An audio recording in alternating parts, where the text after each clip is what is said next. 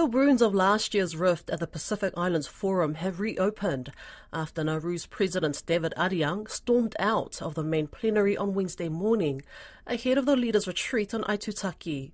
A cloud hangs over the forum regarding Nauru's former president, Baron Wanga, a controversial figure who's nominated to be the next Secretary General. Alicia Foon is in Rarotonga. All 18 Pacific states are represented at this year's Pacific Islands Forum, with New Zealand bringing two parties to the table. National's Foreign Affairs spokesperson Jerry Brownlee and outgoing Deputy Prime Minister Labour's Kamal Sepalone. Brownlee says it was crucial Aotearoa maintains its relationship with the Pacific. This is too important for us not to be here. I think that signals strongly from the incoming National-led government that we do see the Pacific as important. We are also very mindful that New Zealand is the home for the largest population of Pacific people in the world. Australia's Prime Minister Anthony Albanese is here and spoke with the pair, even querying about potential cabinet portfolios. Mr Albanese gave me, and he congratulated me, he commiserated with Carmel and gave her quite a bit of advice. He was very interested in our recent election and understanding how the special votes, judicial recount and overhang works. He also asked Jerry about portfolios, but Jerry wasn't willing to share that information in front of me. Sepalone also addressed a controversial appointment of the regional body's incoming Secretary General, Baron Wanga.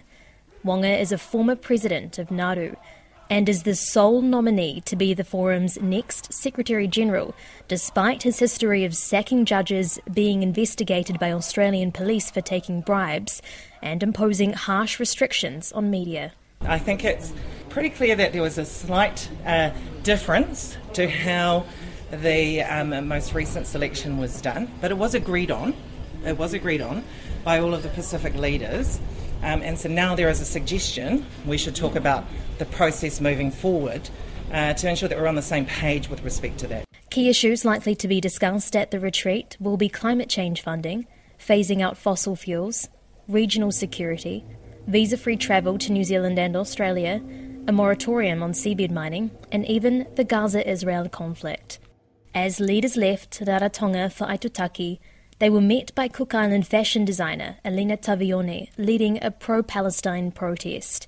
The group held a large sign and wore matching T-shirts calling for a humanitarian ceasefire in Gaza. Personally, I think it's lovely for the leaders to come into one place where they can make some really smart decisions. For example, condemning the genocide in Gaza.